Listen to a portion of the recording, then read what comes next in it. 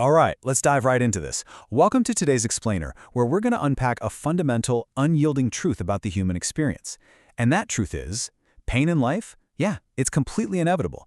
But here is the secret. While we really can't avoid pain entirely, the actual type of pain we endure is an active choice. Today we're exploring the architecture of awareness and the path to inner liberty. We're breaking down the fascinating mechanics of exactly why we suffer, and more importantly, how we can choose a totally different, liberating kind of discomfort. So let's get right to it. This entire psychological journey is perfectly captured by Yonggi Mingyu Rinpoche in his book, The Joy of Living. He states that ultimately, happiness comes down to choosing between the discomfort of becoming aware of your mental afflictions and the discomfort of being ruled by them. Wow. This brilliant insight is absolutely going to serve as the philosophical roadmap for our entire session today. It tells us that happiness isn't just the absence of discomfort, right? It's actually a strategic choice between two very different types of discomfort. So I've got a question for you. Which discomfort will you choose? Don't just think of this as some abstract psychological theory.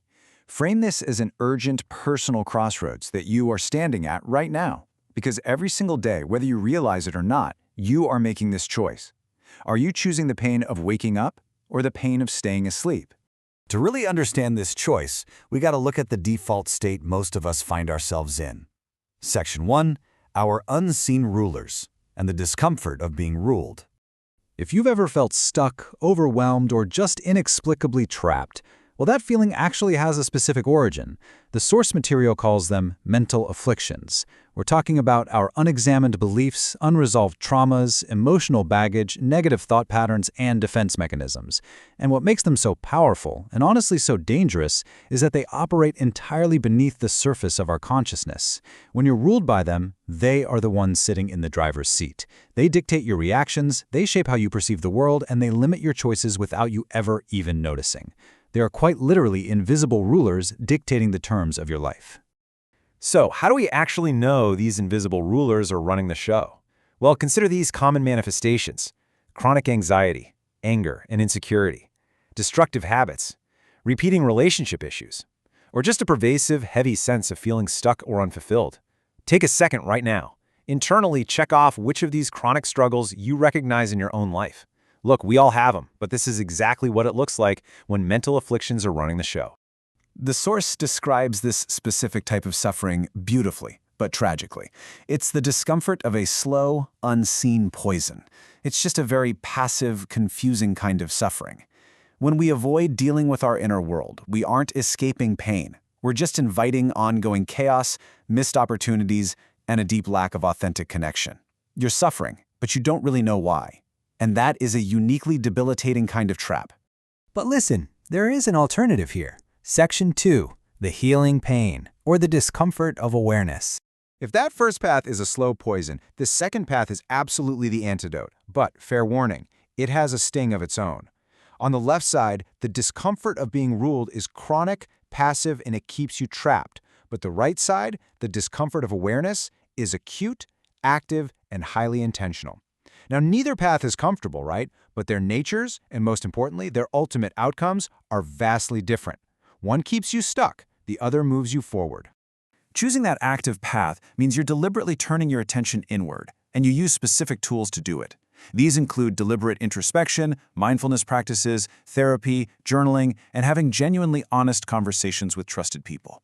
Using these tools means you're basically taking a flashlight and pointing it straight into the dark corners of your own mind. And let me tell you, that requires immense, profound courage. And why does it require so much courage? Because of this intense reality. When you look inward, you are gonna uncover things that are uncomfortable, painful, shameful, and even frightening. You're gonna have to directly confront past wounds you thought you'd buried long ago. You'll recognize your own damaging patterns and feel the raw emotions you've actively spent years avoiding. It is gonna hurt, but it is a very specific kind of hurt. It is the discomfort of surgery removing an illness. This is acute pain, yes, but it's purposeful.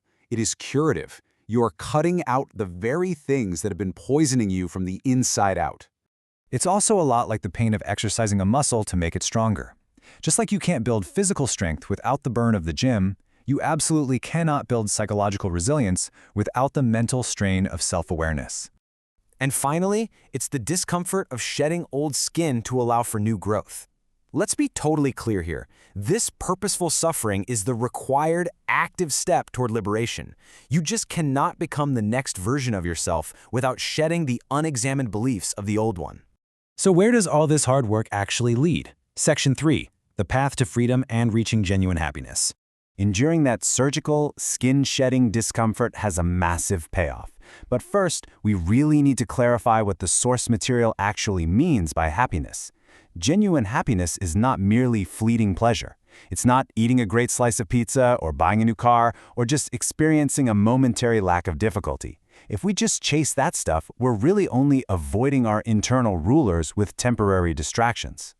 Instead, the source defines genuine happiness like this: a state of inner freedom, peace, and the capacity to navigate life's challenges with resilience. It is a highly sustainable baseline. But here is the major catch. This state is only attainable when you stop letting those mental afflictions unknowingly control you. You can't be free if an invisible dictator is pulling your strings.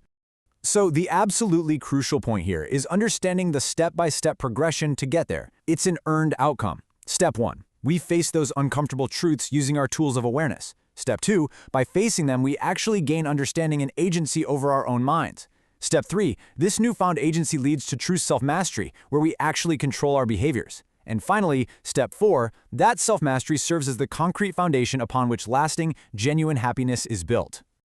When you complete those steps, a truly profound shift happens. You move away from unconscious programming, where you're just blindly driven by your afflictions and triggers, and you finally arrive at conscious agency. This is the ultimate goal, folks. It's the ability to consciously choose how you navigate the world, how you respond to stress, and how you connect with others, instead of just reacting on autopilot.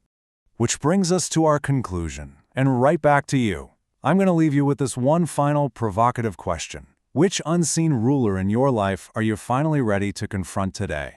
Remember, the pain of staying exactly the same will eventually outweigh the pain of changing. You've got the tools. You understand the architecture of your awareness, and the choice of which discomfort to bear is now entirely yours.